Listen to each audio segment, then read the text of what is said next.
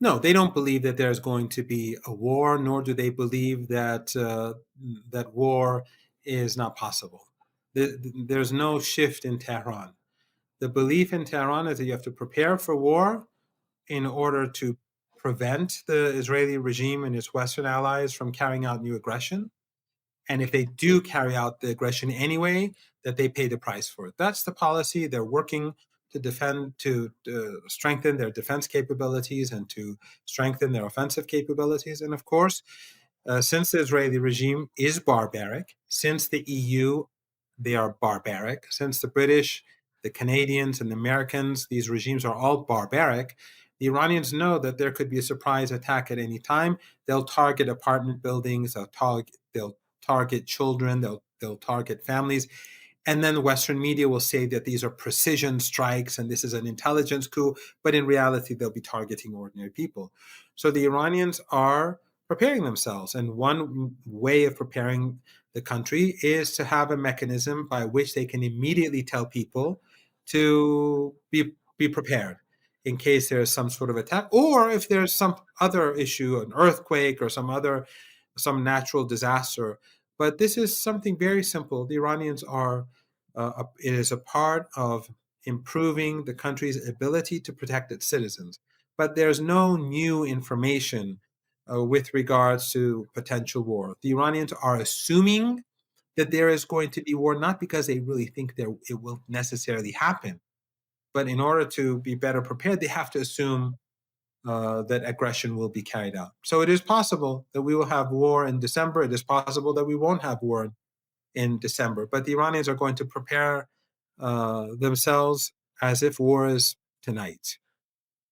As we've learned from Iranian Foreign Minister Abbas Araghchi, he said that the Americans are trying to talk with Iranians. They're trying to push for the talks. But whatever happens, Professor Marandi, do you think that the first step for Americans to show that they're serious in their attitude in if they want to negotiate, if they want some sort of talks with Iranian, would be the sanctions?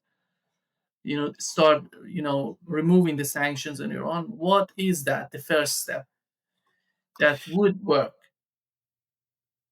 Okay, let me point something out here. I don't know if you know this, Nemo, or not, but your show is watched by some people who are actually influential. And I know this because I've been told so. Over the past, over the last few, I don't know, recently, I've had talks with people from the West in general. And the problem in our discussions, this I think was clear, and I pointed this out to them. The problem in the West, Nima, is that they cannot come to the recognition that Iran is not going away.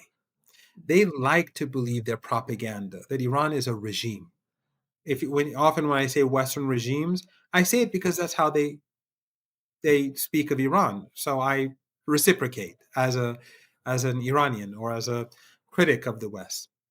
They believe Iran is a regime, and a regime is something unstable. So if there's protests somewhere, if a group of men or women are protesting, they say, "Oh, there's instability."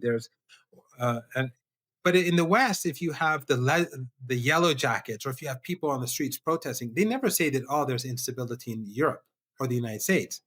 But if the same thing happens in Iran, they say it's instability.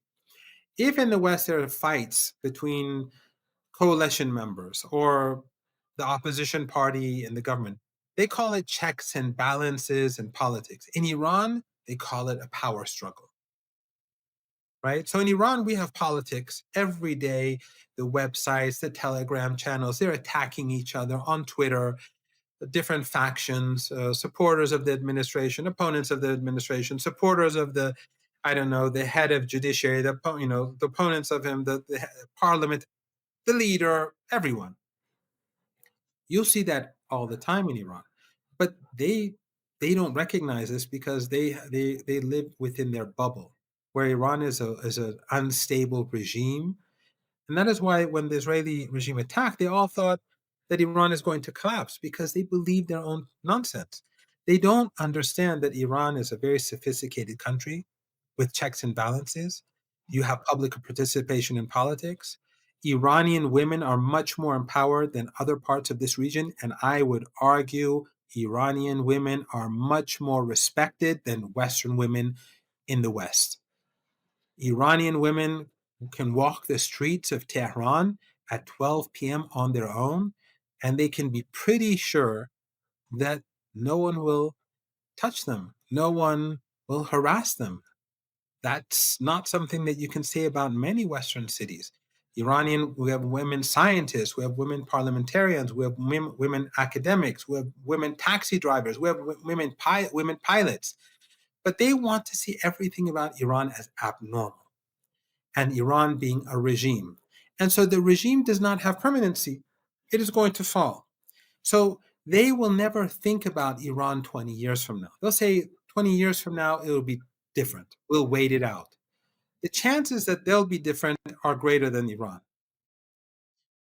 Or let's say they speak about the leader after the leader. Have no doubt that the leader who's very healthy, 5 years down the road, 10 years down the road, if he passes away, there'll be a new leader. The constitutional process will be in place and you'll have the same Islamic Republic of Iran. But they can't get this through that bubble. That bubble protects them from reality. So when they negotiate, they cannot negotiate with Iran. And that they have the same problem with Russia, by the way, and with China. They think that they are going to go away because they think that they are normal and everyone else is abnormal. And all those who are abnormal, they will not last, but they're going to be there for good. The reality is that as a result of this, they cannot negotiate with Iran with success because they cannot recognize that Iran is not afraid of its position. It is very self confident, it has confidence about its strength. And so Iran is not going to be intimidated by Trump. When Trump says you have to give up nuclear enrichment, Iran is not going to give up nuclear enrichment. If Trump says Iran has to give up its missile capabilities, Iran is not going to do that. They think that through sanctions and intimidation and war that will change. That's not going to change. And I think they've been proven wrong time after time after time, but because they live in that bubble, reality still doesn't get through. They think next time, hopefully next time, the regime, as they like to call it, will be gone. So, as long as the United States and Europeans don't take negotiations seriously, as long as they don't come to the recognition that Iran is here to stay, Iran was here thousands of years before the United States came into existence and thousands of years before the European countries came into existence. And it will be here probably after the United States has been thanks to Trump and likes of Trump's efforts, it goes downhill. Iran will probably be here for a very, very long time afterwards. If they come to that recognition that Iran is a normal country, that when Iran there is debate, it's not infighting and internal struggle, it's politics. When there are protests in Iran, if they look at it as the protests in their own countries and they see this as normal, then they can come and negotiate with Iran in a realistic sense. Until that happens, until there's a change in mentality in the West, until there's that bubble of arrogance is burst, I'm afraid that I'm not optimistic about any real long-term change in the relationship. I would like to have improved relations with Europe. I would like to have normal relations with the United States. But the problem does not lie in Tehran. It never did lie in Tehran. But that's something that they fail to get through their thick skulls. Iran is not anti American in the sense that it hates the United States and as a nation. Iran is against US foreign policy because US foreign policy is aggressive, abusive, and the United States is hegemonic and it has imperial ambitions. It is an imperialist power which wants more power. Iran won't accept that. This is the state of play. If the United States were to behave differently toward during the I mean, the Americans like to cry about Iranians chanting death to America. Just recently, we saw Trump's son say that the Iranians every day they're chanting "Death to America," as if like you walk down the streets in Tehran, people are chanting "Death to America." Uh, in ceremonies, political ceremonies, when people chant "Death to America," it's like chanting "Yankee Go Home." It is nothing. When people say "Yankee Go Home" in Latin America, they're not saying like Americans with who are in those countries should leave the country, and no, they're talking about the regime in Washington. So death to America, when they say that, they're talking about U.S. foreign policy, just like the Soviet Union.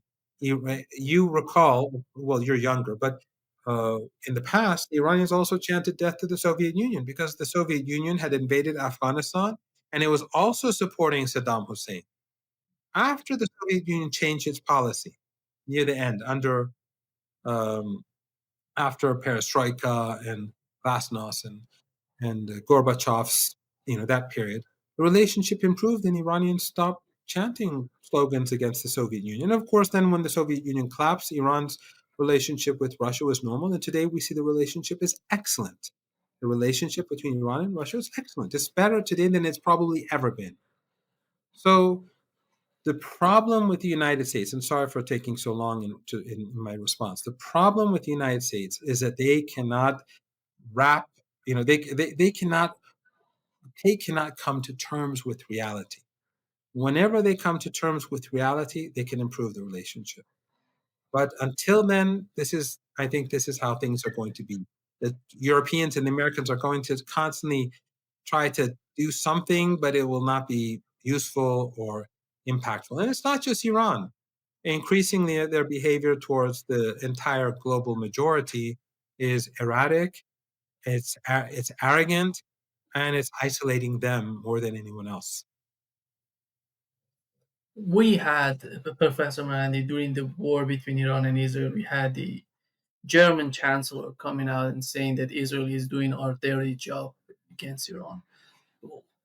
Many of us would ask, what is the problem between Iran and Germany? I have never seen anything in Iran against Germany in my lifetime. And as I follow the Iranian policies, internal and external policies, what is that in your opinion? You know, before Corona, I think maybe 14, 15 years ago, actually, a long time ago, a delegation of parliamentarians or MPs from Germany came to Tehran. And one of them was a woman from the Green Party. And she was very arrogant. And they came to my faculty, and I was among the four or five. There were four or five, six of them, I think. And there were like, I don't know, five or six professors uh, sitting and having a discussion with them. And she was lecturing us. And she was talking about human rights and how we violate human rights and all that nonsense. And then I said, you to her, you are in violation of you've violated my human rights.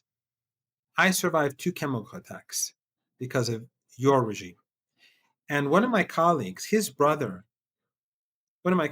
recently retired. His brother died of chemical weapons just a few years ago. I don't remember if it was after this or before this. But I said that his brother he's either died or he's very ill because of your chemical weapons.